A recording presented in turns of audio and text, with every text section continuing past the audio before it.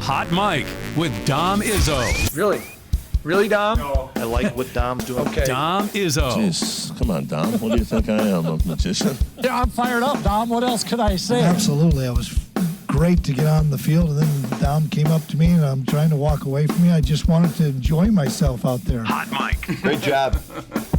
There's got to be some kind of intelligent question about something. Is a Hot Mic. Hot Mic. On the networks of WDAY. You know, if it's not about sports, I find it very hard to concentrate. Here's Dom Izzo. Dom Izzo.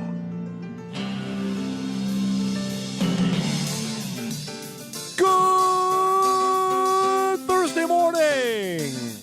This is the day after the clean-out edition of Hot Mic on WDAY Extra at InForum.com on a 16th day of February 2023. We are boat racing our way through the second month of the year. For those that celebrate, Merry Christmas today for you wrestling nerds out there. The state wrestling tournament begins today at the Fargo Dome in about an hour. They'll be on the mats to start the journey to crown and state titles over the next couple of days. We previewed it yesterday. It is always one of my favorite events that we have on the local sports calendar, and it will be a busy day today with the format. The early rounds go this morning. The semifinals begin at, I believe it's 4:30 today. So we'll be down to the final two in each weight class by 6 o'clock tonight. And then the individual championships will go tomorrow. So that begins today. And then we're off and rolling, folks. I was just doing this morning. The next 6 Thursdays, starting today, there is tournament action happening. The next 6, between now and the end of March, we will have tournament games happening. So buckle up.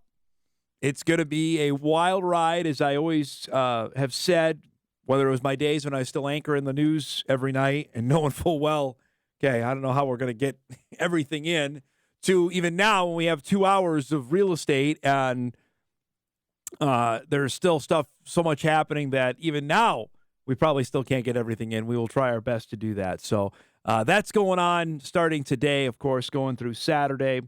And then we're off and rolling. A week from now, 1 week from today, is the North Dakota Boys State Hockey Tournament drops the puck, which you'll see all the quarterfinal games right here on Extra. We're leading you right into it a week from today from the Ralph in Grand Forks. The region basketball tournaments begin in girls hoops next week on Monday. So we'll find out who are the 8 teams that are going to Minot in a couple weeks' time. And then we're really going after that. So it's wrestling this week, boys hockey next week. 2 weeks' time, it's the girls hockey tournament and the girls Class B going on in Minot. Then the Super A, which is here in Fargo for the first time since 2020. And there will certainly be some stories written about, and I'm sure visited on this show about the last time the Super A was here. And then the Class B boys in Bismarck for the first time in 5 years. That's happening. That coincides with the Minnesota girls basketball tournament. And then the final week of March, we have the boys basketball tournament in Minnesota. So, and by the time we come up for air, it's time for Twins baseball. So, who knows if anybody will be able to watch it. That's a story we'll get to later on in our show this morning. We got a fun one today. We're going to cover a lot of hoops on a busy Thursday. Bison basketball back in action tonight. UND as well. It's a huge Summit League night, which we'll preview coming up later on in the show. We'll begin for you apparently late night owls because you had to stay up late to watch the Wild game last night. Minnesota was on the TNT National doubleheader in the 8:30 window. And the game didn't even start till basically 9 o'clock last night as Minnesota hosting the defending Stanley Cup champion Avalanche. Colorado had leapfrogged Minnesota for third place in the Central Division after the Wild picked up a point on Monday. Last night, facing Colorado, and I mean, the Avalanche are still loaded with guys. They may not be as dynamic record-wise as you remember, but they can do that. They got the opening goal of the game there, Andrew Cogliano scoring. They make it a 2-0 game there, and a perfect shot from Dennis Mulligan to make it a 2-zip score. And the way the Wild are going right now, a 2-goal lead is going to be an awful hill to climb. Joel Eriksson Ek answers here on a power play goal, on a perfect deflection there. Get the Wild on the board, makes it 2-1. But Colorado has this guy. McKinnon is so good. He does not even need a whole lot of space to score. That makes it 3-1. I picked it up here and watched I saw this live, and I actually had to sit up for a second because I was like, nah, I didn't see that actually happen. Kaprizov scores without even looking at the net. A fabulous backhander. That made it 3-2. Wild pull Marc-Andre Fleury to try to get the equalizing goal. They had a heck of a chance there to try and tie it, but a big-time save down low, and the Avalanche beat Minnesota 3-2. The final score. No points for the Wild in this game, which at this point of the year, you need anything you can get, especially against division rivals. As you look at the final stat totals in the game, Zuccarello had a couple of assists. That's the biggest thing, though. 1-4-1 on this 7-game homestand for Minnesota. And an opportunity, you think, to crank it up, climb up the standings here. They've only beaten the Devils, and they had a shootout loss to the Panthers. That's the only points they've gotten out of this. They straight up lost to the Knights, straight up lost to Colorado now. They have Dallas coming up tomorrow night. Here are the up-to-date standings in the Central Division, and it's getting late early, as they like to say. Yogi Berra used to say that. Dallas out in front, Winnipeg in second. The Avalanche now up to 63. The Wild didn't get any points last night, so they dropped to 61. And now if the playoffs were to start today, Minnesota is on the outside looking in. These are the up-to-date playoff matchups now. The Wild, as of yesterday, had the final wild card spot. Calgary has taken that over now.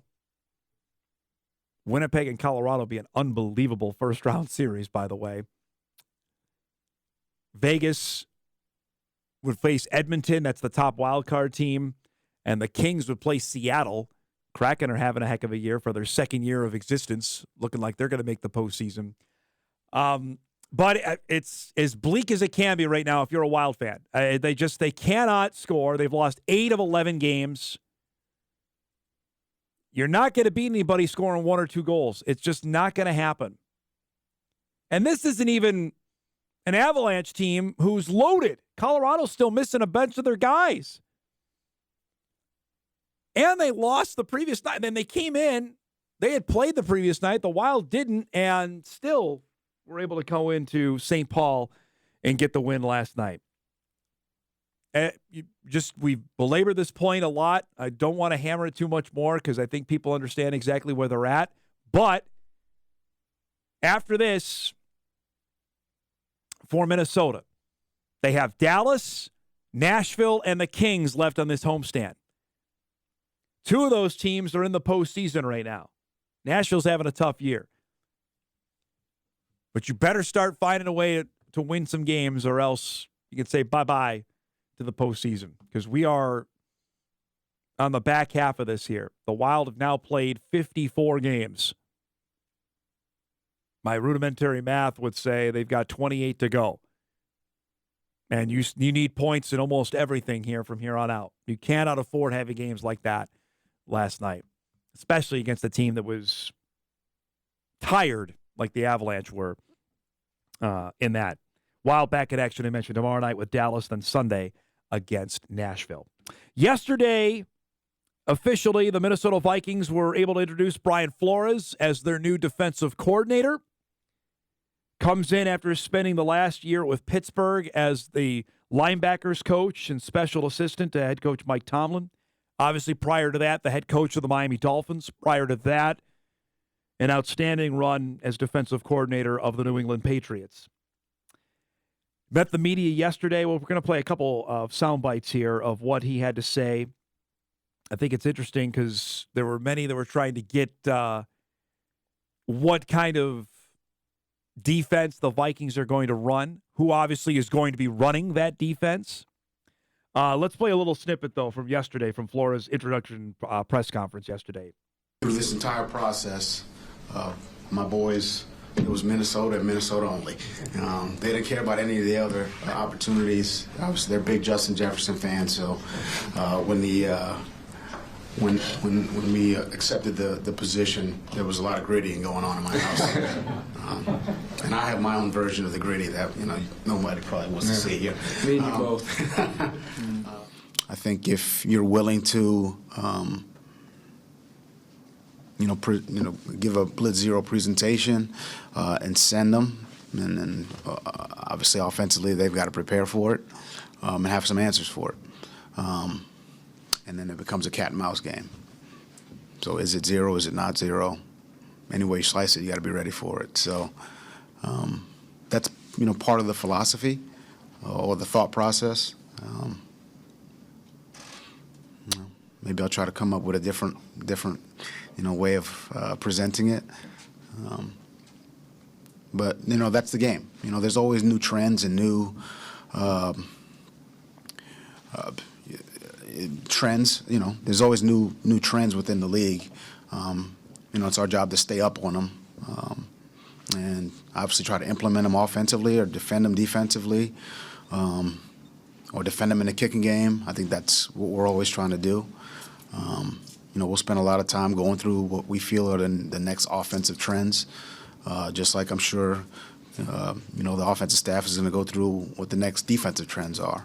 And what the next trends are in the kicking game, and what the next trends are in the personnel game, and what the next trends are in media. I'm sure you guys, are going through that yourselves. As professionals, that's what we do. So, to answer your Blitz Zero question, it may be trendy, it may not be.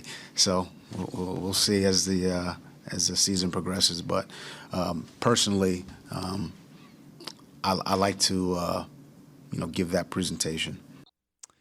He's not going to give the kitchen sink away on his introductory press conference of what kind of defense we're going to see and what kind of pressure the Vikes are going to bring. But it's interesting that he said that he took his name out of the Arizona coaching search, whether you understand that meant that maybe his representation was hearing that they were going to go with Jonathan Gannon, the Eagles defensive coordinator, who, of course, they hired a couple days ago.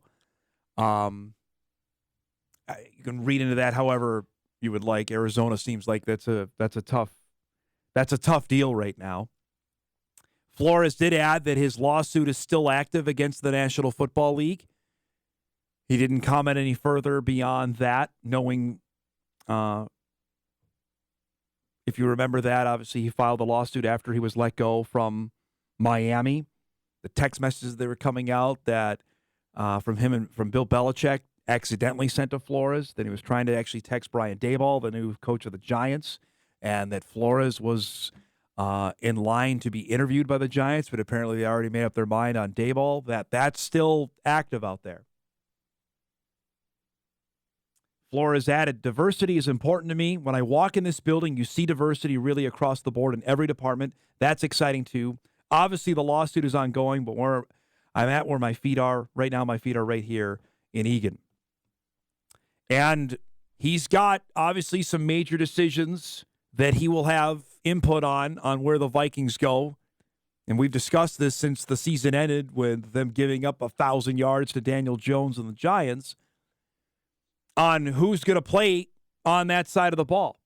It may be a foregone conclusion that we think that Harrison Smith and Eric Kendricks are done.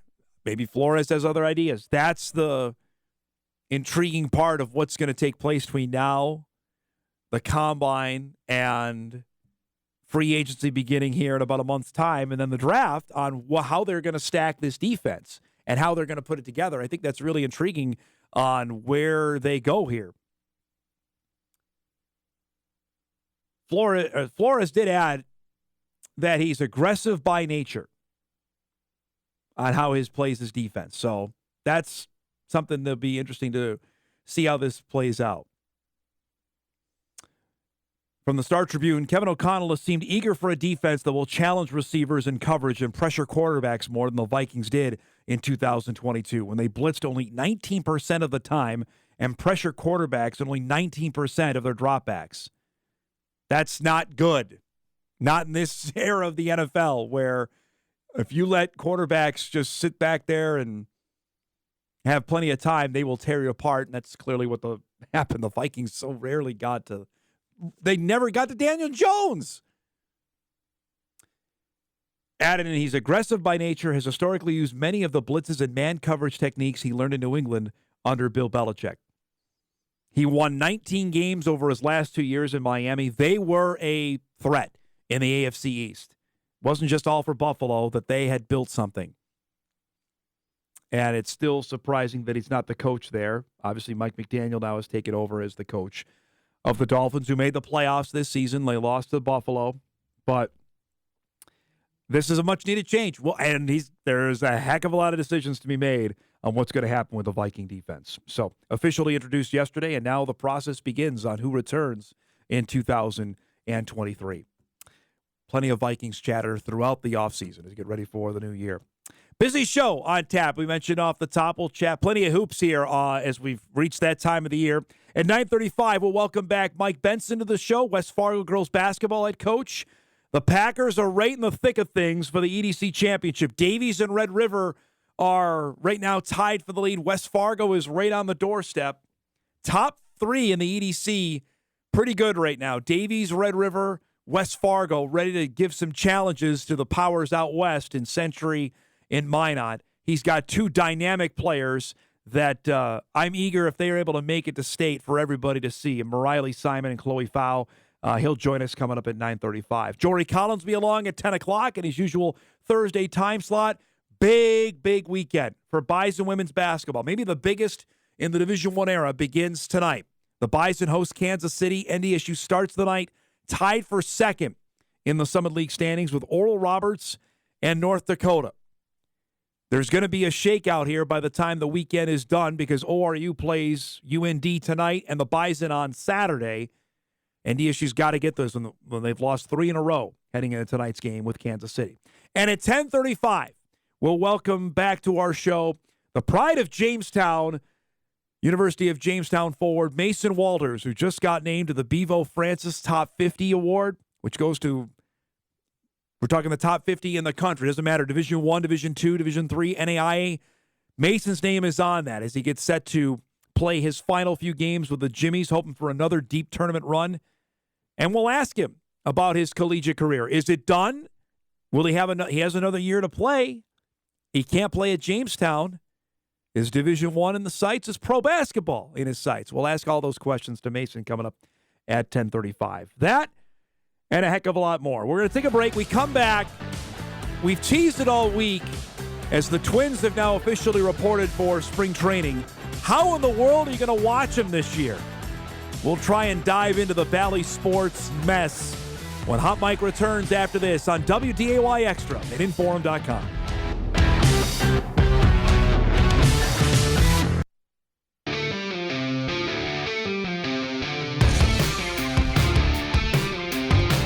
Don't forget, we've got Bison women's basketball coming up tonight here on WDAY Extra. Kansas City, North Dakota State, the Roos at the bottom of the league standings as we start tonight.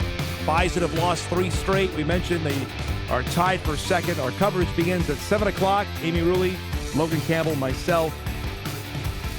Should be a fun night. We'll see you tonight at 7 for the Roos and the Bison. Bison men in Kansas City as well for a rather large game, which we previewed yesterday.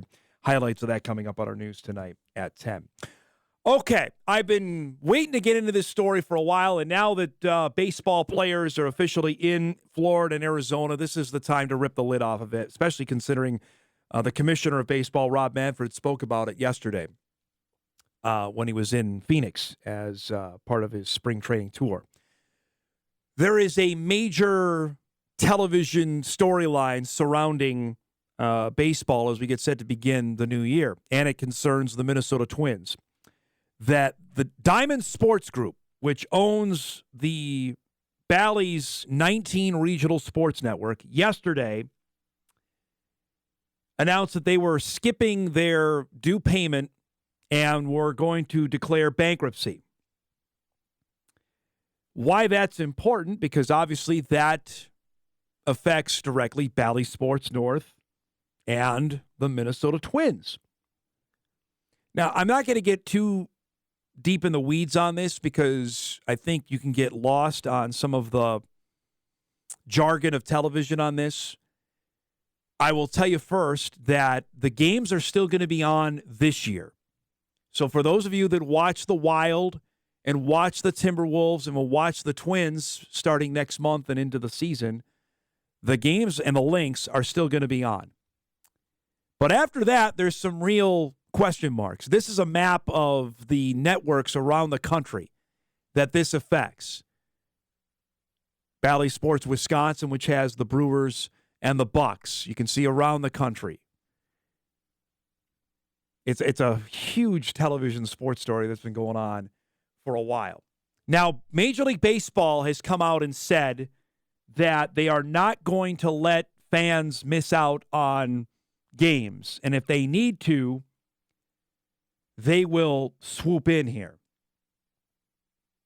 From ESPN's story, Diamond Sports Group's unraveling could open an opportunity for Major League Baseball to take control of all of its rights and potentially end blackouts once and for all, hallelujah there, which has long been a central focus for the league. But going direct to consumer would not allow Major League Baseball to match the money it currently generates through the cable model. And again, this is a long gestating story here because people have cut the cord.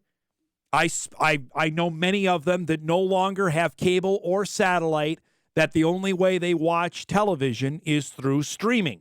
That if they want to watch their programs, they stream it through YouTube TV or Hulu, however you get your... And that is a major deal because these networks have built up massive amounts of money and revenue through people having cable or having satellite. And many have decided not to go that route anymore. Now, here's the rub. And the NHL and the NBA have made deals with individual teams to allow those platforms to stream. So if you want to watch the Wild or the Timberwolves, you can do that on Bally's streaming app. But they don't have a deal with the Twins, and there are many other Major League Baseball teams that do not have deals yet. And that leads to a broader question here, which is already there have been plenty that have not cut the cord. I know plenty that have talked to me that said, Dom, I cut it years ago. I haven't watched a Twins game in 3 years because YouTube TV doesn't have a deal with Major League Baseball or the Twins. So they haven't watched a game in 3 years, that's crazy to me, but that's the way they've decided to go. And if you want, the baseball app is one of the best out there. The MLB TV app is great, but you can't watch the Twins if you live here because it's blacked out, because baseball has the most outdated blackout policy period around. So that leads to our poll question for today. And heck, we can even put it up as a super. How do you watch the Twins? Do you plan on watching the Twins this season? Cable? Satellite? Stream it? Which, by the way, I don't know how you do that. Or no way to watch. And I have a feeling I know the answer is going to be no way to watch. It's going to be the leader in the clubhouse on this one. I don't know how baseball plans to do this, because when you look at the circumstances surrounding this, and these teams rely, this is a huge source of revenue. The Twins are banking on Bally. It's 150 games. Let's just say that, because the Twins will have a few games picked up nationally. They're counting on that revenue from Bally Sports to fund the team to pay the players. And if that's gone, and it's not just the Twins, you saw the map up there of how many other Major League Baseball franchises are relying on this. That is a huge deal. And Manfred has said that They are ready. He said this yesterday. In the event that Major League Baseball stepped in, what we would do is we would produce the games. We would make use of our asset, the MLB network, to do that. We would go directly to distributors, meaning Comcast, Charter, the big distributors, and make an agreement to have those games distributed on cable networks. My expectations is as part of the negotiation, there would be a negotiation over price, and that probably gets back to the question about, what the economics would look like, but we'd also be seeking flexibility on the digital side. It's a mess. It really is. The Twins' deal with Bally ends after this season. And obviously, if they're in bankruptcy here, likely the Twins are going to have a new television partner, I would think, for the 2024 season. Other teams are locked in longer. There are other baseball teams that their contracts go longer with Bally. That's what makes the Twins in such a really interesting spot going forward. Now, for the big market clubs, and I'm looking at you like the Cubs, the Dodgers, the Red Sox, the Yankees, the Mets, they all have their own television networks, but they're owned by the teams or owned by different companies. Like the Yes Network, which broadcasts the Yankees, I think part of that's owned by Fox. SNY, which does the Mets, their old owners own that. The Wilpons, but that's a different group there, a different entity.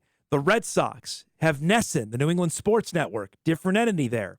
The Cubs just launched the Marquee Sports Network. They went away from WGN a couple years ago.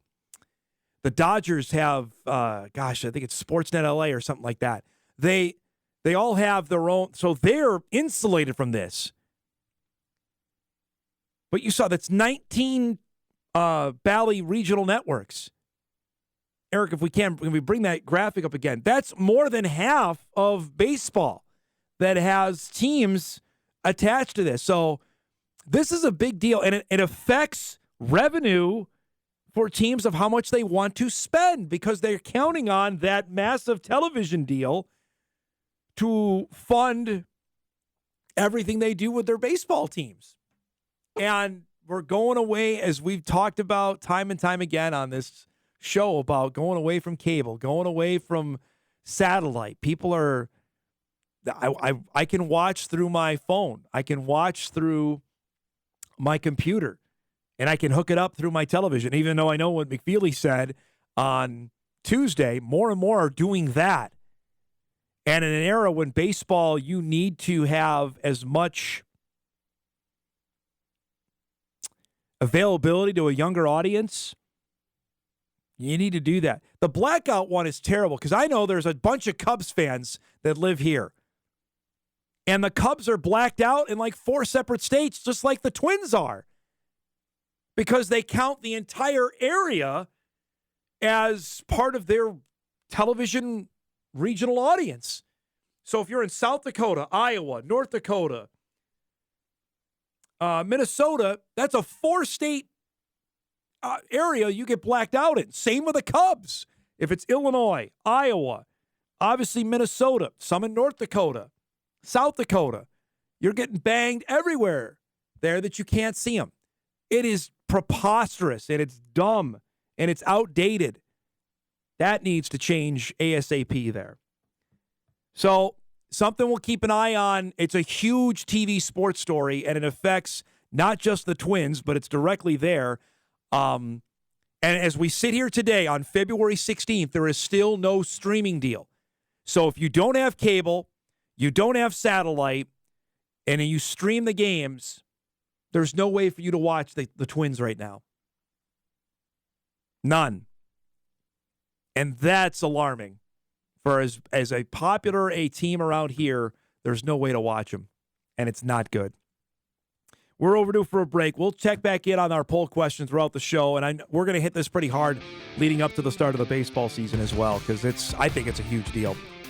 We'll take a break. When we come back, West Fargo head coach Mike Benson will join us about his team's great season and hoping for a great March. We'll do that when Hot Mike returns on WDAY Extra right after this.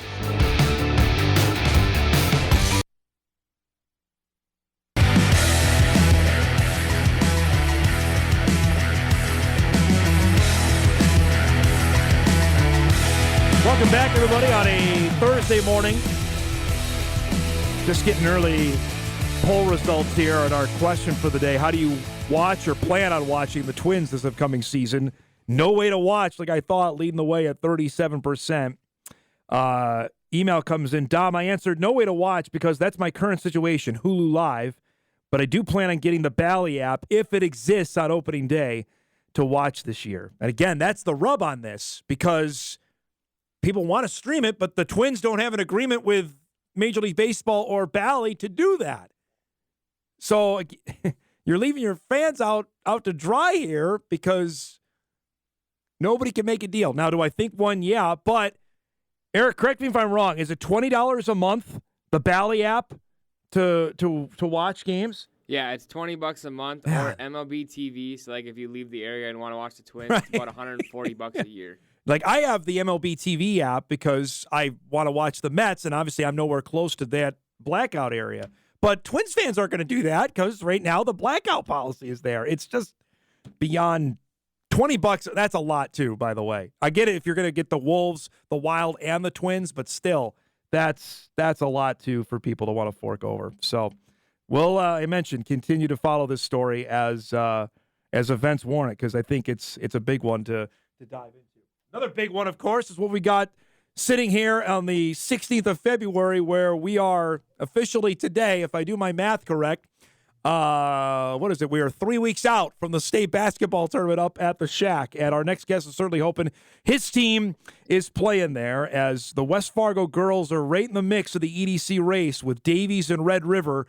It should be a heck of a finish to the regular season. It's our pleasure to welcome back girls basketball coach at West Fargo, Mike Benson, to our show. It's great to see you, man. Congrats on a great year. And, you know, we were talking off air. This is you mentioned grumpy February. It's a great way to put it because you're in the grind here. You haven't got much left, but I know you figured you would have a really good team. Has this played out even better than you thought, though, this season? Yeah, I mean, I think we have a really good team. I think our girls are gelling at the right time. Chloe coming back from her season-ending injury last year, we kind of thought it would take her a few weeks to get back into it. And she played really well our first game against Minot. It was just Minot played unbelievable. But she keeps getting better, and obviously Mariley's playing really, really good right now.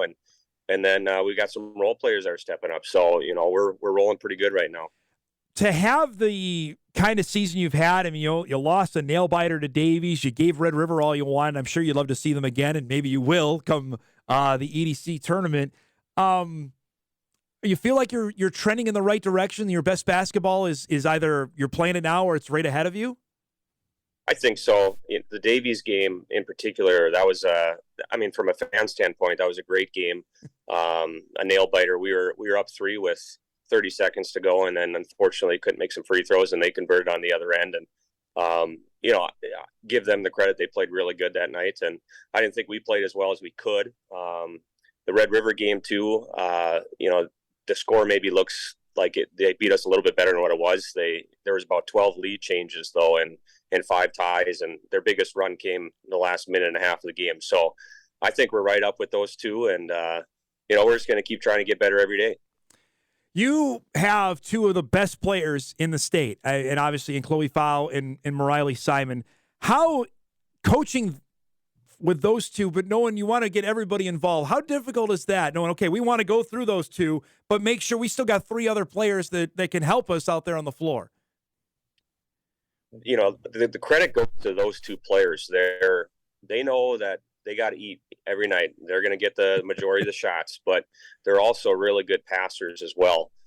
Chloe's only about 20 assists away from breaking our all-time school record, which has been held for almost 30 years. So that just shows how good of a passer she is. And Mariley just has to sometimes pass out of necessity because she's getting double and triple teamed every time she's down low. So the big key is that our supplemental players, you know, you might want to call them that, Solveig and Taylor and Briley, and then we got 2 good players off the bench that are coming and making some shots. They're getting some opportunities to knock those down and hitting them this year. I know, Mike, we got a bunch of Bison fans that watch this show. They ask me all the time, how good is this girl from West Fargo? So I ask you, how good is Mariley Simon? I think Mariley Simon could be a multi-year all-conference player in the Summit League. I think her scoring is incredible for where she's at, and she's still got a lot of refinement she can work on. You look at her and you look at how big and strong she is, and you can't imagine how quick she is and how nice her feet move. And she's got a lot of things she can get better at as well. But the thing that makes her tough in our league is she can get the ball off the rebound and just push it herself, and she does that quite a bit. So they're getting a really, really good player. She could shoot the three. She can score anywhere. And she's kind of the good size where she's strong enough where she can guard the post in that league, I think. But she's quick enough where they can switch her out on some people as well. So I think she's going to come in and be a factor right away. How has she handled, Mike, the added pressure, attention? She's been committed for a while, so obviously she's been kind of in the crosshairs for the last couple of years. But certainly after signing, knowing this year was their senior year, how has she handled that pressure? She's as cool as a cucumber. That's what I like to say. She's particularly, she was everybody's only game plan, and she still was averaging over 20 points a game, and shooting it efficiently. So that's just a testament to the type of kid she is. But she kind of embraces that. That was the big thing about going to NDSU. She likes the idea of being the hometown kid and having some people come to the games and watch her and things like that. But yeah, they're getting a good one. She's going to be really good for them, I think. I know Rick Newman was doing jumping jacks when Chloe Fau decided to come to UMary, and you have a dynamite player there that unfortunately got hurt. She has come back gangbusters, as you mentioned. What kind of player is Chloe, and what can we see from her at the next level? Well, Chloe, just a stat stuffer right now. She's top 3 in every statistical category in school history. She probably would have been first if she wouldn't have gotten hurt last year. Yeah. So she does a little bit of everything. And the thing about her is she's such a fierce competitor. She'll bite your face off to try and win. And that's what you want in a college kid, I think. She's going to come in and she's going to compete. And he also got Kinnebrew out from Century. So he's got probably the 2 best wings in the state that, you could argue that they could probably play some Division I levels too. But her shooting has improved so much. She's a great defender, great passer. I think you got a really, really good player there. You have been doing this for a bit. I'm interested your thoughts on how good the high school basketball is in North Dakota right now. You got to see Minot the first game of the season. Obviously, they are the state champs. We know what Century is. We know what we have in the EDC. I think Jossie Schiller's a dynamic player at Red River. You know that up close. You've got your 2 studs. How good is North Dakota girls basketball right now? The cream of the crop is as good as it's been since I've been here. The caliber of the top players are really, really good. The Bell kid out from Minot, I think she's the real deal. She's bigger than I thought she was. I wasn't sure when they listed her at 6'2". I was like, yeah, she's a real 6'2", and then she moves well too, and then she just shoots it really, really well. And then obviously Fricky's a good player. Like you said, Schiller's probably my favorite player that's not a Packer. She just does so much for that team up there. And then Davies has got a couple of really good players too, and Safransky, Franks, and then Fallon, their freshman. I think she could be the real deal too. So the type of players we got right now is real exciting for the state of North Dakota. I'm interested, Mike, get your thoughts here. We've talked to obviously the smaller schools on the 3-class proposal, but I turn to you because you only played Red River once this season. That was a 2-point game. That will go away, I would imagine, next year. Was that a big thing for you to say, okay, we want another crack at Red River, that we get rid of these 2-point games? Well, us losing that one kind of, took our league title away, right? With 6 weeks to go. But you want to play the best teams. That's the biggest thing. Is you want to have a chance at playing the best teams. And I'm excited about this 3-class system. We're going to have 5 non-conference games. It sounds like we're still going to get the Minot game next year. Hopefully we can keep that going. And then there's been some discussion about maybe trying to get some Sioux Falls schools, some Minneapolis schools, some things like that. It'll just give us a lot more flexibility, but particularly the league games, I think that's, it's kind of disappointing that we lost that one. But we just got to move forward and do our best here. I had Kyle Cummings on the show last month to see where Horace is at. You're seeing it up close. Is that going to be, how soon do you think that's going to be a factor for you guys? I know they've got some really good young players there too. That is this the not too distant future that Horace is going to be right in the mix? Well, I think so. They're competing pretty good this year. They're kind of, it's kind of a mess right down there with the 7, 8, 9, 10 teams right now. They're all kind of about the same. But obviously they got their 7th grader up. I think she could be pretty good. She shoots it really, really good for how young she is. And then they got their bigger girl down in the middle that, she's a hard worker. She kind of does the dirty work. So I think they got some pieces where they could be pretty good going forward, and it should just be an exciting rivalry. So at this point of the year, we were talking off air, is it just like, okay, can we just get to EDC now and let's go? Or how do you, for practice and getting ready for, you have a big one still with Davies to come, but what is it like at practice this time of year? You try to keep things fresh because the girls are getting to the point where they're like, oh, all right, we got to do this again. We got to do this again. And you try and get it across to them that this is important stuff. This is what's going to help us win these games.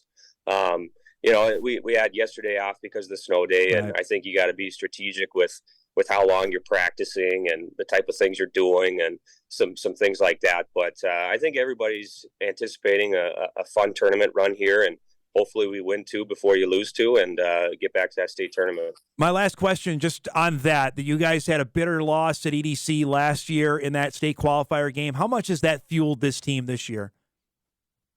I think the biggest thing was that loss was, some of the girls like Briley and Solveig and Taylor.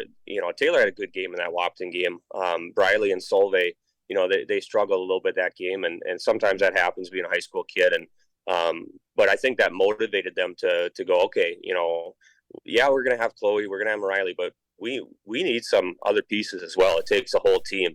And all 3 of those in particular had a really, really good off seasons and worked really, really hard. And, all of them are, could be in the discussion of being all conference players. They're all averaging almost double figures, and they're shooting the ball well. Solveig just broke our 3-point record for the single season, and she's only about 10 away from the school record. So that was the biggest thing, as I think those 3 came back really, really hungry. And, it was a painful loss from Riley. She gave it everything she had in that game. And, sometimes the basketball gods just don't shine down on you. And they, Wapton had a couple 4-point plays and a couple bank-in threes. And it's just got one of those things that had happened like that. And we're hoping to come back and have a better tournament this year. It's great to see you, man. Thanks so much for the time. Good luck the rest of the way. I'm sure I'll be seeing you here next month, okay? I appreciate it. Thanks, Dom. Good to see you, bud. Mike Benson, West Fargo girls basketball head coach. The Packers match up with Fargo South coming up on Saturday. Their showdown with Davies comes up Tuesday. That'll wrap up the regular season. And then, of course, we're on to tournament play. West Fargo figures to be in the mix. They lost that game to Wapton last year to go to state. Right now, you'd have to think it's Davies, Red River, West Fargo. I'm not sure the 4th is. Cheyenne's got a really good team with experience. Remember, the Mustangs made it last year. Wapton did too. That 4th spot, when you get to Saturday at the Shack at the EDC tournament, it's just those state qualifier games. Those are the most nerve-wracking games out there. Coaches will tell you that because that's the game you got to get to. And you just don't, as Mike said, you want to win 2 before you lose 2. And that will be a fun watch to see what happens coming up in a couple weeks' time. It is. It's 2 weeks from now when the EDC tournament's going on up at the Shack. We're due for a break. We'll wrap up hour 1. Jory Collins coming up. Start our second hour. Bison with a biggie tonight. We'll preview that as we roll on a Thursday morning. We're back after this.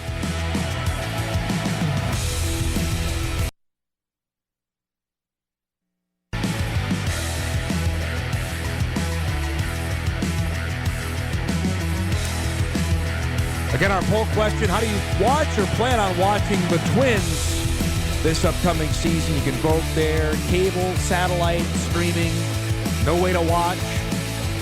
Baseball going to leave its fans out to dry. Quick update before we wrap up our hour. Tom Hoagie's on the golf course of the Genesis Invitational, 1 under par through his first 2 holes. We'll take a break. Jory Collins coming up, North Dakota State women's basketball coach. We'll do that when we start hour 2 of Hot Mike right after this on WDAY Extra and InForum.com.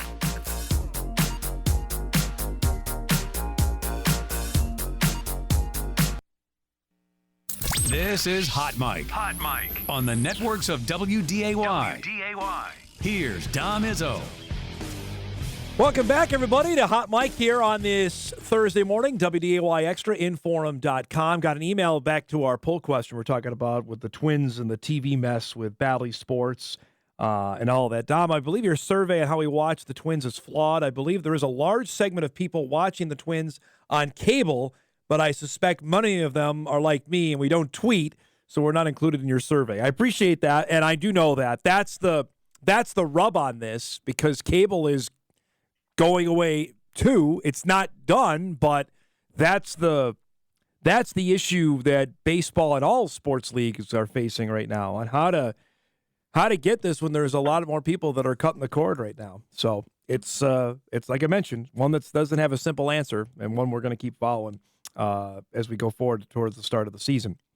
It is Thursday at 10 o'clock where we welcome on North Dakota State women's basketball head coach Jory Collins to our show. The Bison women with a biggie tonight as they start their final homestand of the year with Kansas City, and then Oral Roberts on Saturday. Before we do all that, buddy boy, I'll open up the floor. Your team pulled it out Sunday. So did you flip some cars over? What was the reaction Sunday night when the Chiefs rallied to win? No, you know what? Fun, Dom. We were at home, just me and wife and two boys, and we pre-gamed all day and made food and anticipation and watched all the pre-game shows, and then it was a great football game. Regardless of what team you're rooting for, it was back and forth and entertaining. I just had never a doubt with Mahomes on our team. I mean, it just, a guy like that just gives you confidence. I mean, you just believe you're in it all the time. I was worried when he went down. Yeah. It looked like he was hurt right before half, but came out in the second half. I knew when we scored right away with the ball that it was going to be, come down to the last possession like a lot of those good games do. So it was awesome. Okay, so I got to ask here, Kelsey's doing this rant about that nobody picked the Chiefs. Like, who picked the Chiefs not to be in the Super Bowl at the start of the year? Look, he's exaggerating, but there's people that didn't. Bart Scott, didn't pick him to make the playoffs. Everybody paid all this money in the AFC West, and they went and got all these guys. And there's multiple people didn't pick him to win the AFC West. They thought Russ was going to cook. They thought Devontae Adams was going to change the Raiders and whatever defensive guy they got from the Bears. And then the Chargers are going to charge her. I mean, they got a loaded roster, and they can't barely make the playoffs or not make the playoffs. And it just, I get it. I get it. I just got to say, for you in athletics here, by the way, there's no way you could say, oh, we don't pay attention to what the media says or the players don't hear it when we hear this after the Super Bowl. They fed on this the entire season. Well, you're right. You're right. Those guys, I mean, everybody's looking for an edge. Yeah, I mean, right? When somebody Pat, I think Mahomes is great. He's humble in all his, but he's like those guys. I mean, he hears everything. He heard the Burrowhead, all that stuff. You can't tell me he wasn't like, okay, watch this in the playoffs. He's heard the Jared Allen and all that stuff. So if you're a competitor, that stuff motivates you. So this is 2 and 4 years, man. We were talking about this. You never experienced. Now you got 2 and 4. You are officially spoiled. I'm just going to tell you that right now. Oh, I know it.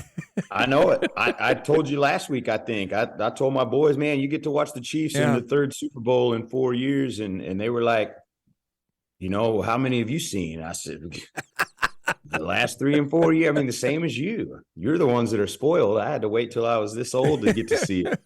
But I hope we're not slowing down. I feel pretty good about the next 10 years that we might get there again.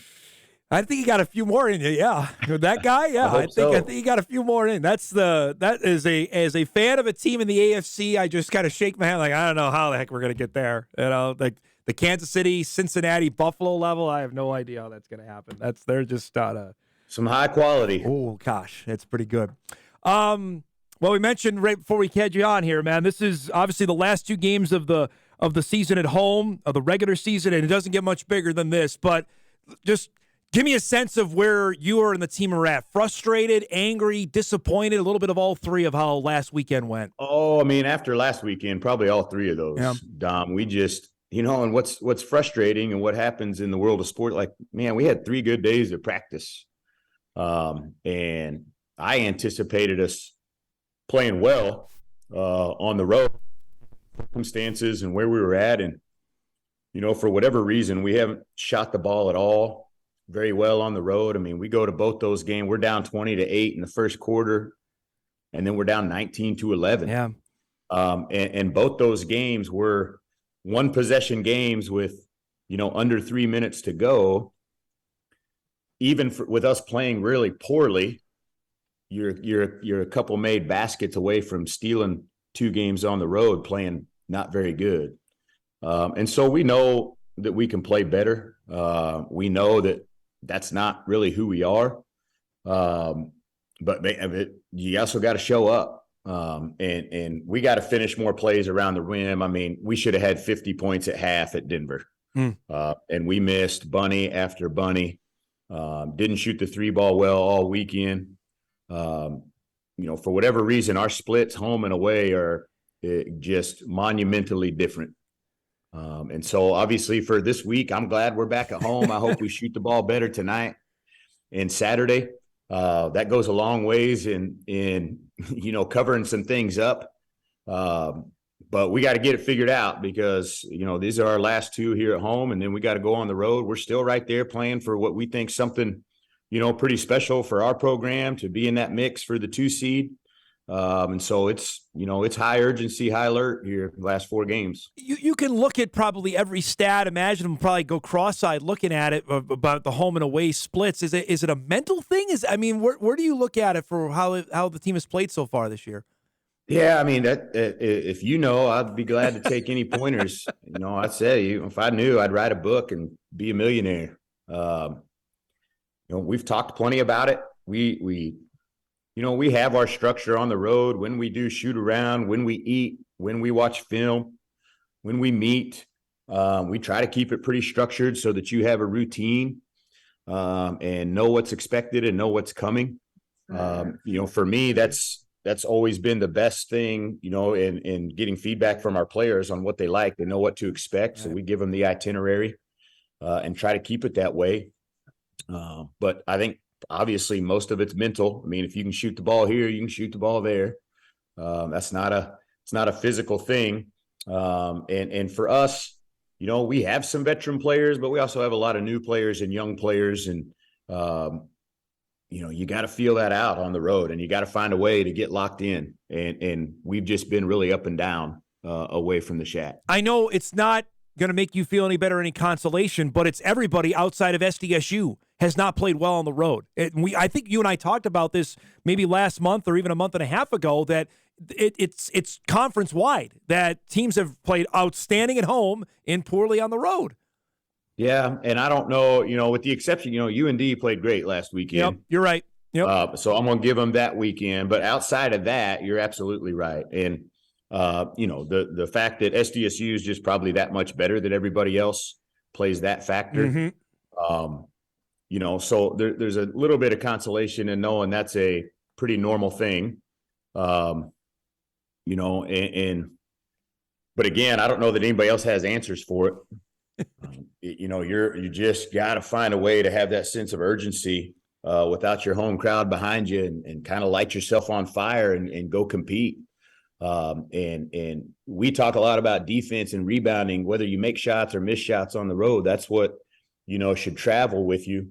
And that's probably where I've felt the most let down is, on the defensive end. And team rebounding wise, we rebounded in the second half great against UNO, ended up winning the glass by double digits. But in the first half, we got down because we weren't. And Denver is a team you'd think we should out rebound those guys, and it was tied on the glass. And when you're not making shots, we're not creating second chances for ourselves, and you're just not giving yourselves the best chance to win. all that said, and you mentioned it, everything's right in front of you, though. If you win your last 4, you're the 2 seed here, and that's got to get you juiced, and I'm sure for the team as well, saying we control our own destiny here from here on out. I think so. Yeah, I mean, we've talked about the last few games to mean something. Obviously, as we get better as a program, I want it to mean a conference championship. But that's been settled here for a week or two. What's the next thing we can go for in the regular season? And being a 2 seed and getting that benefit in the Summit League tournament, for me, is still a pretty nice carrot out there to get after.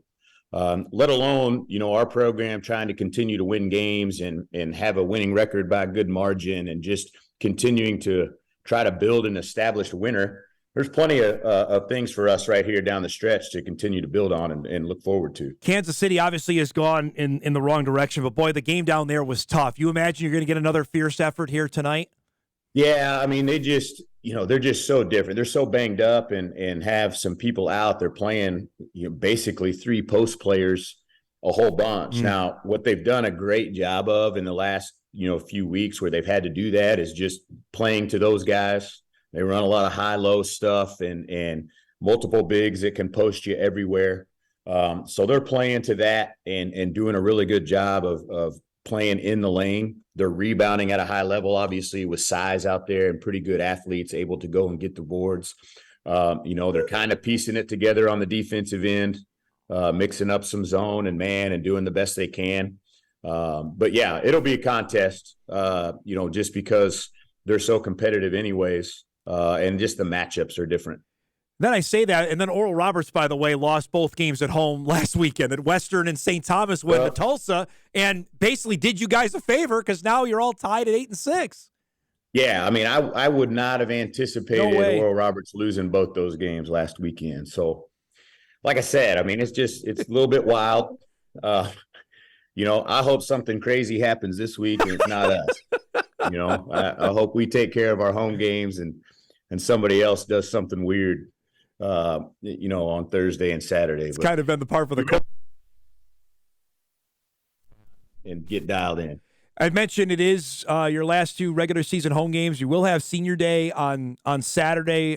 We knew Taylor Brown obviously was one, but Emily Banky and Rachel Novak are going to be honored as well. Can you tell me the conversations on each of them? Was that known going in that likely this was going to be it for both of them? And probably continue to have some conversations. She obviously has eligibility. Right.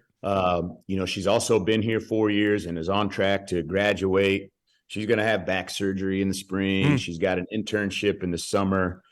She's engaged to be married.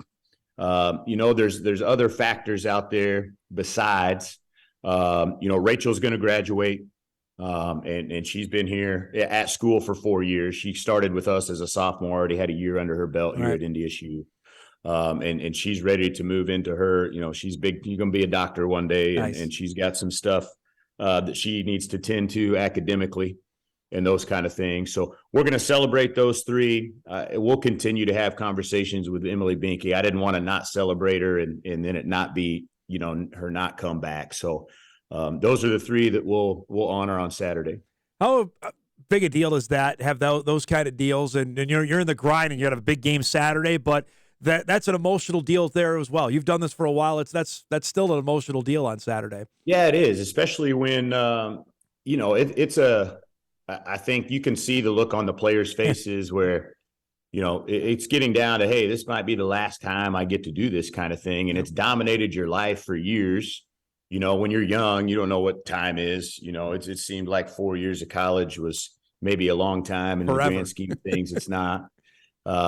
But you've been regimented in how you've done your daily things, school, practice, weights, and then all of a sudden that's going to be over. It's a great chance to reflect on your time, and most of them will sit there and just appreciate the opportunity they had, and more importantly, just the relationships they've been able to build with teammates and coaches and university personnel. All that stuff is really shaped who you are, and it's an emotional time sometimes when you finish. I said to Taylor yesterday at practice, I said, "Hey, I don't know how many practices you got left. Your college basketball days we're winding down. I said, let's make them all count." And you want to go out just feeling like, hey, I gave it my best, regardless of, the outcomes. That's good stuff. We had Mike Benson on before you, the West Fargo girls basketball coach. I asked him about Mariley Simon, how good of a college player she can be. He said she can be a multiple-time all-conference player. I know you're in the submarine following your team, but obviously you see her playing in right in your own backyard. When you hear that, and you've seen her up close, and we've talked about it, it's got to get you juice for what potential you have coming in next year. Yeah. I mean, I saw her get 39 last week or whatever that was. Yeah. And, each one of our freshmen coming in, Dom, just have something that we are in need of going into next year, which is great. But Mariley, she's playing at a high level right now, for Mike and her high school team, but I don't think she's even close to what she's going to be able to get to when she gets to basketball full time next year. The thing she has, the touch around the basket, just face up short jumpers with shots that I think are hard and some people have no feel for, a 7-8 footer. She's just really feathery, light touch. One of my favorite players growing up was Charles Barkley. And I love Charles because he was just all tenacity and undersized a little bit, but explosive and powerful. She's got some of those. She's able to move people around the basket. She's not afraid to get physical and move people around, which is something we need really well, a lot. But she's also can step out. I mean, she's going to be a good 3-point shooter eventually for us. She got a lot to learn on the defensive end and how hard she's going to have to play all the time. But man, she's got I think she's got a pretty bright future in our league. That's exciting to hear, and I know for basketball fans in the area to keep watching her play, I know they're pretty pumped about that. Last thing before I let you go, and this is a topic you and I have talked about for a while this season and going back for the last couple years. The ratings came out Sunday. ESPN had LSU South Carolina on. They got 1.46 million people to watch, slightly below what an NBA game did on ABC. Memphis and Boston played at the same time on ABC. I just wonder, Jory, if they had flipped that, what that would have done ratings-wise. Again, it's awesome it's on ESPN, and I'm glad it was, but again, the attention on the women's game, man, it's just going this way. People are watching. You can't tell me it's bad basketball. It's not. No, and I watched a bunch of that game. That was a great game. And I knew South Carolina was going to win that day, but that next year, LSU is going to be loaded. There's a little rivalry brewing there with Coach Staley and Coach Mulkey. And, that's exciting because neither one of them are afraid to say whatever they want to say. And they both are going to have loaded rosters. And that, to me, that might be the next one that kind of just get into each other a little bit and have a little extra stuff to it. But yeah, I think if they would have been on the alternate, if it would have been on ABC or whatever, that would have been, you would have been, at least a few 100,000 more tuning into that. But it is good. These players are unbelievable. Yeah. I mean, so much different than they used to be. So much more ability and talent. And it's fun. You can turn on a women's game and see plays being made that you never would have thought you'd see plays being made in the women's game. So I'm excited about that. It's going from, the bottom up too. Yeah. I mean, our league is getting better and better players.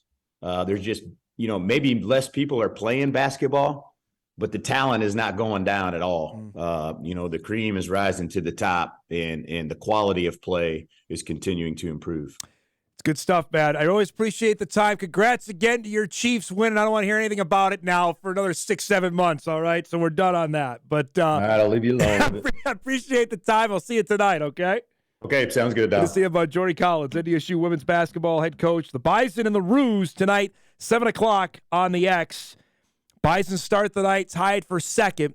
Eric's got a fancy graphic we can show you here of what everybody has left on the women's side. Now, again, South Dakota State is in the clubhouse. They've won the league. They won it outright. It's over and done. So first is out of the realm of possibility. Second is very much up for grabs. And you can see, if I'm Oral Roberts, like, holy cow, we got this left. The Golden Eagles are 8-6. So are the Fighting Hawks. So are the Bison. It's between those three for second place. And if I'm looking at schedule strength, granted, remember, UND's got to go back on the road as well. Bison sit pretty okay. Oral Roberts has the hardest schedule left. Look who they play. They play 1, they play 5, and they play the other 2 teams tied for second. Meanwhile, if you're UND and NDSU, I'm like, all right, we play the last place team, the team that's tied for second right now, and then the teams that are in 8th and 9th, Western and St. Thomas. And I get, we just talked about it, going on the road has been a real grind, and you're exactly right, but if I'm Oral Roberts, holy cow. I don't care if SDSU is playing its second string. SDSU's backups are better than most everybody in this league. And USD, while still forgotten, I think, it's 7-7, USD's good. I know USD lost by $1 million to SDSU. By the way, so is everybody this year. That's why the Bison sweep this weekend, which I think is mandatory. They are in prime spot to be the 2 or the 3. And obviously they want to be the 2, because if you're the 2, you win that game on Saturday, you get the extra day off on Sunday and don't have to play again. If you're the 3, you got to play 3 straight days. But, reminder, the 2 or the 3, you're on the opposite side of SDSU. We've hammered this on the men's side, say it again on the women's side.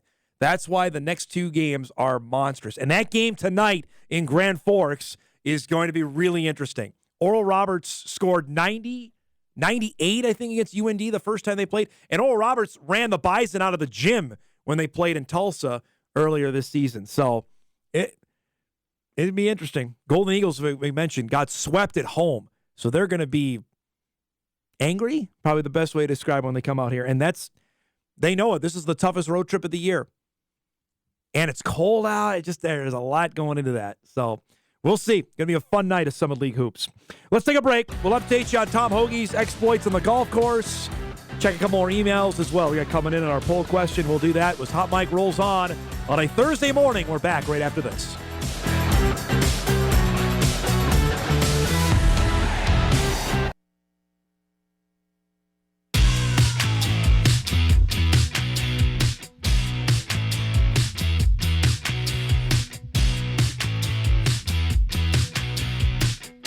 All right, welcome back, everybody. Mason Walters, Jamestown stud, coming up here in just a few minutes. Email comes in. Dom, I'm out of market, so I've been podcasting your show since the football season started. Appreciate the Bison coverage and your good work on local sports, including the switch to a 3-class system. Now that baseball is here, I have to say, though, I think your use of the term ghost runner is incorrect. Ghost runners are a different thing. They're invisible. We all know this from playing games as short players as children. What MLB has invented is more properly referred to as a zombie runner or Manfred Man. Keep up the good work. Appreciate the email coming in. Thanks for listening. I got to know, we have a bunch of people I know that listen to our pod every day that can't watch on live TV every day. So I really appreciate that. And yeah, we dove into the baseball debacle. We didn't even talk about that they made the bases bigger too, which is a whole other deal. I mean, everything is going to look so... Here's the thing, for you fans that are in the dark that can't watch the games, maybe you don't want to see them anyway, because the game's not going to look like anything you're used to. We got bigger bases. We got a shift now that you can't do. We got a pitch clock. I mean, soon you're going to have one guy that can only wear one sleeve up and one sleeve down. I mean, it's just something crazy. The whole thing is just bass backwards. It really is. I don't get it, but that's what baseball's decided to do.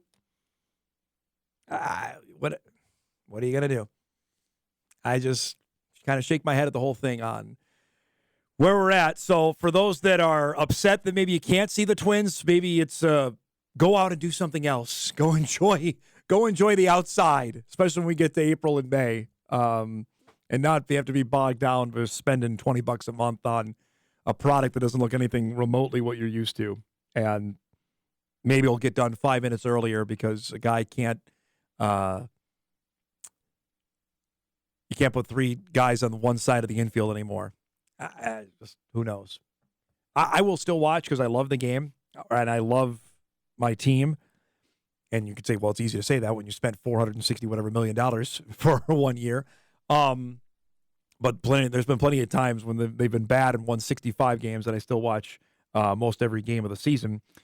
But that is not the case for the average fan anymore. It just the attention span isn't there. There's other things to do, and if anything that taught us through COVID of March of 2020 to September of 2020 is that people will do other things if it's not there. I think we certainly found that out. Outside of the NFL, that is immune to everything else. But if there's anything that 6-month window that taught us when there was little to no sports happening, is that people will find other things to do. So if you're not entertaining, if you're not easily accessible, bye-bye. It's kind of how it works. We're due for a break. We come back, pumped to have University of Jamestown stud, one of the top players, maybe the best player in the NAIA in basketball. Jamestown's Mason Walters is coming up when Hot Mike returns right after this.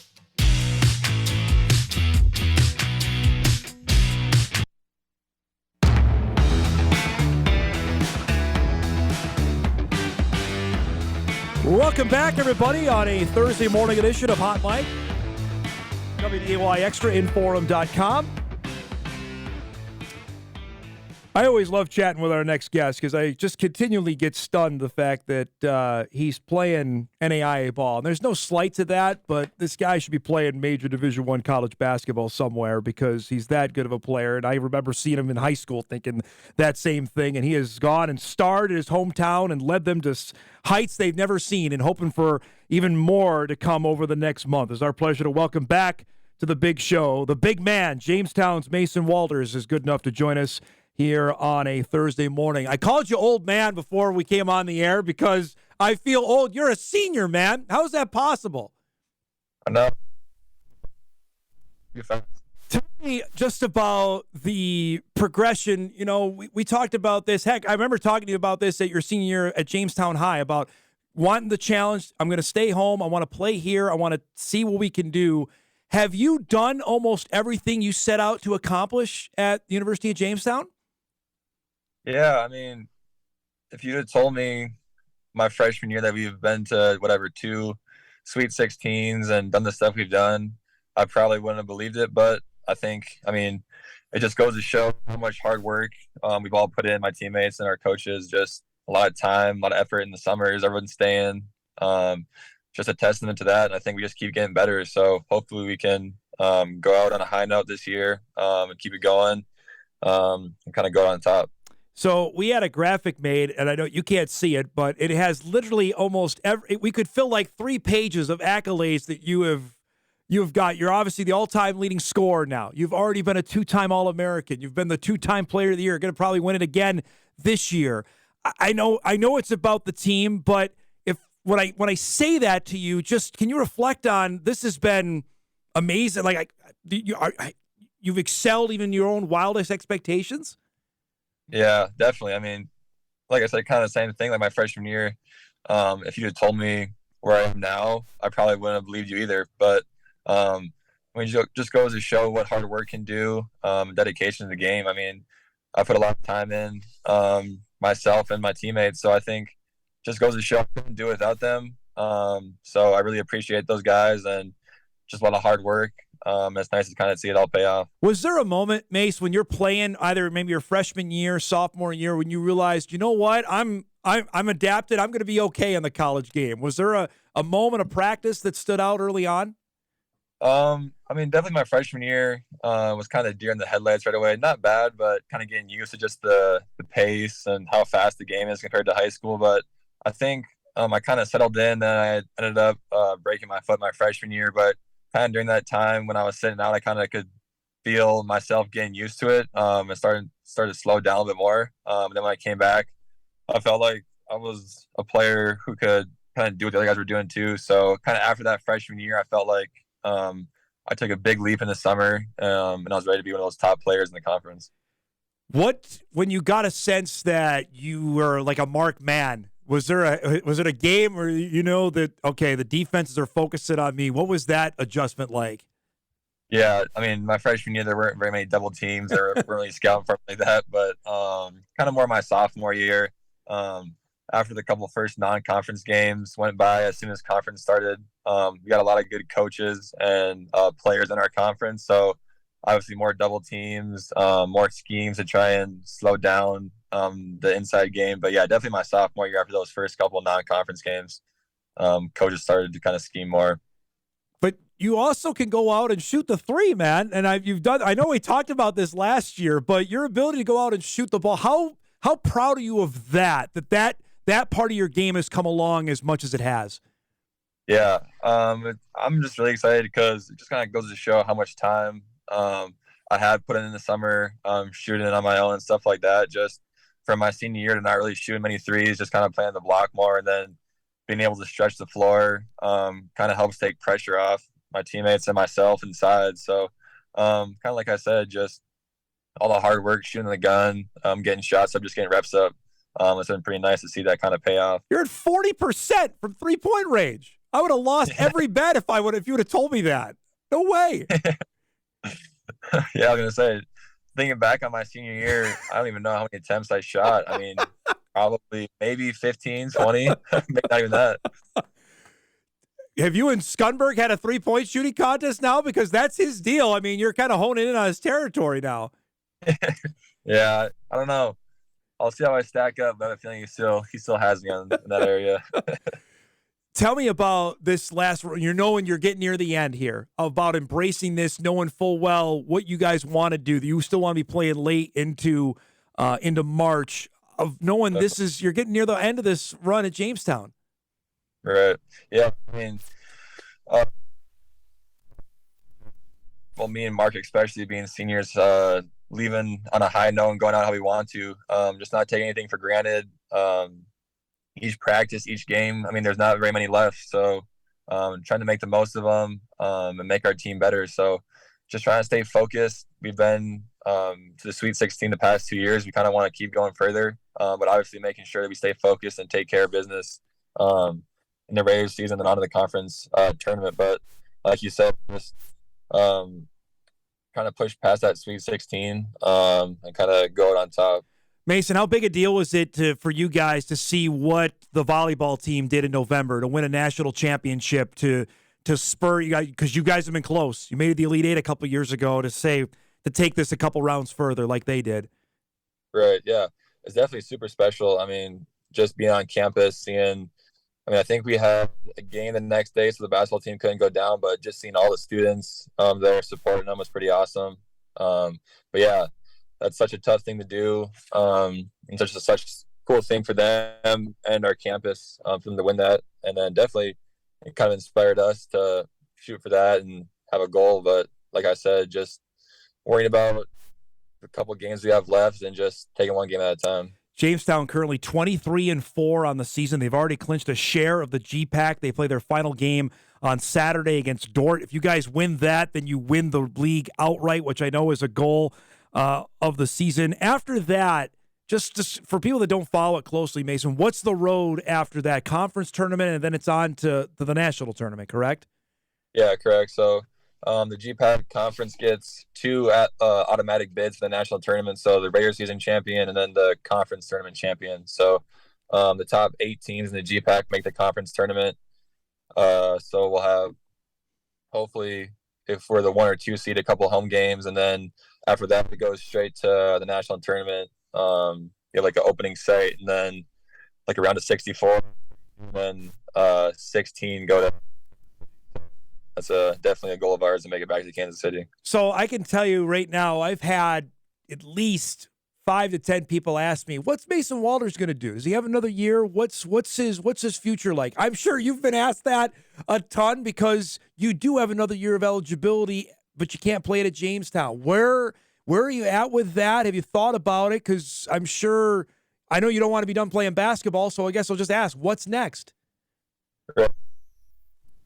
Like I said earlier, just right now, I just want to kind of stay where my feet are and stay focused on this season. But me and Coach Neville, my parents, have sat down and talked about it. And just like I said, we'll figure it out once the season's done. I do have 1 more year, so I would like to play somewhere, depending where that would be. But like I said, I really want to go out on a high note here in Jamestown, finish this last game up and then go to the conference tournament and hopefully make a run here at nationals.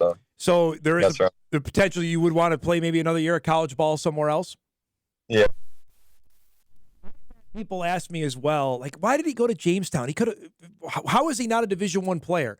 I guess, do you take not get upset about that or take that as an insult, but can you go back and tell us about the recruiting process? And did you have any Division I sniffing around before you graduated? No.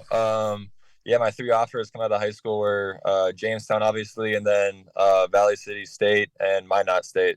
And I don't really take it as it makes me upset or frustrated or whatever, but I'm just appreciative of Coach Neville, Coach Pearson, the coaching staff here that they gave me a chance. I mean, I think I made the most.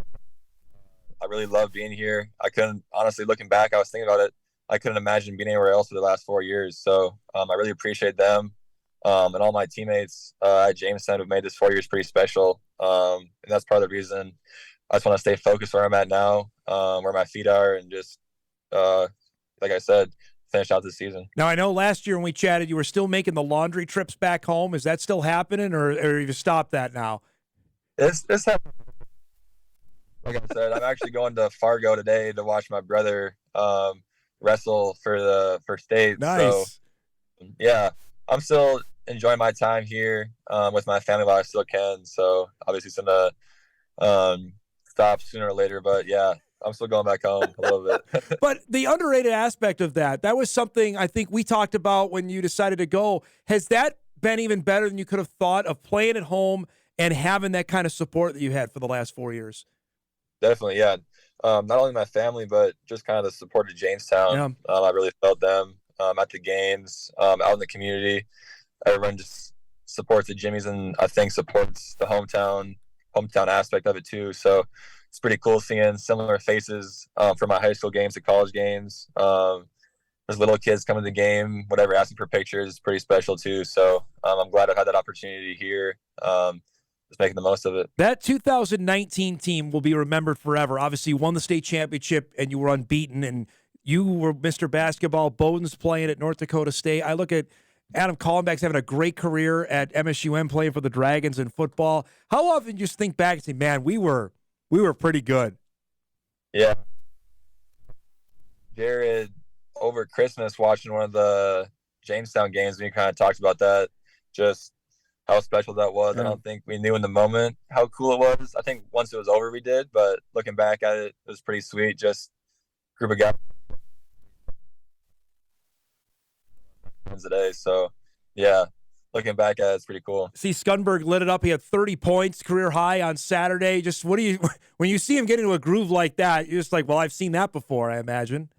I've seen that in practice and open gyms and stuff, but yeah, he's killing it. I'm super happy for him. Hopefully, they finish out the rest of the season. What's been your favorite dunk? Have you had a poster on anybody, or is there one that stands out at your time? Like, man, that was pretty good. I had one last year. We played the conference tournament championship at Concordia. They ended up beating us, but I had a pretty a nice dunk on this dude. That's probably my favorite one. Like just facial, like what, arm up? What was the deal? Yeah. I think it was 2 hands, just kind of over the dude. He tried to jump with me. Yeah. It's great to see you, man. Congrats on a great run. I look forward to watching you guys the rest of the way, and we'll do this again soon, okay?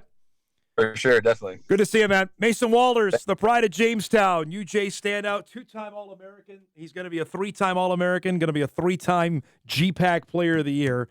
Again, his stat total this year, let's just run this through quick here.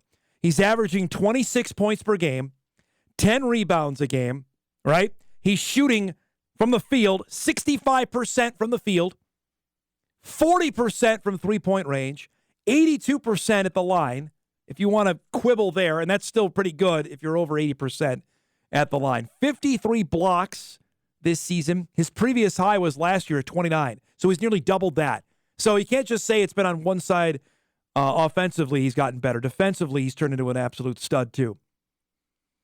And it's always easy to second guess in the recruiting process, but as seeing him up close, the two back-to-back years that Jamestown made state in 18 and 19, I'm thinking, what are we missing with this guy? And I know he's 6'9", 225, probably 230. So he's wiry like a Grant Nelson, and granted, Grant's got a couple inches on him, but this is a guy who could help some teams. And I'm telling you, it's going to be fascinating whenever their season ends and the portal window opens. He's going to be playing somewhere.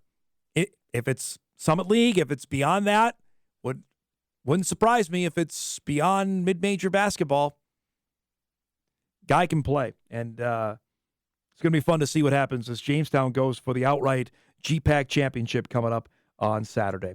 We'll take our final break. We'll get you updated on Tom Hoagie at Riviera. Tiger Woods, remember, is back playing today as well.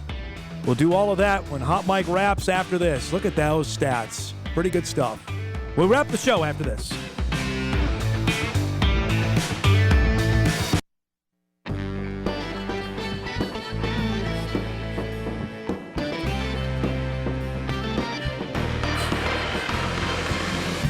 Don't forget, we've got Bison Women's Hoops tonight here on WDAY Extra. Start of a busy weekend of live sports. 7 o'clock tonight, Kansas City, North Dakota State. 7 o'clock here on the X. Also stream it at InForum.com. We've got Bison Women's Hoops on Saturday. A huge Bison wrestling duel on Sunday. So make sure you've got the X ready to go. We'll be locked and loaded here. And then next week, we've got Bison men's basketball on WDAY. We'll be on the Big Boy channel next Thursday night. The state hockey tournament going as well on the X and WDAY. And as I mentioned off the top of the show, we will be off and rolling after that. From the golf course, the Genesis Invitational being played at Riviera Country Club, one of the premier events on the PGA Tour.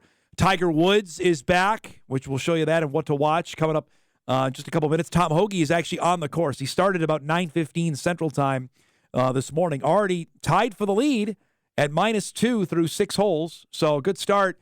Looking for a bounce-back week for Hoagie after he missed the cut at the Waste Management. And as you heard Kolpak tell us on Monday, battled some food poisoning. So Tom looking for a good tournament here this weekend before the tour leaves California and heads for Florida. He's at -2. Two things I wanted to show before we go, especially for our director, for Kyle, who's a former baseball pitcher. Kodai Sengai, who's the top Japanese prospect who now signed with the Mets. And his talented pitch, his out pitch is the ghost fork.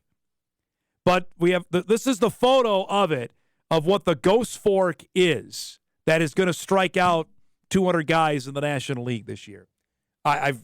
No one's seen it before, but that's the ghost fork that's coming your way.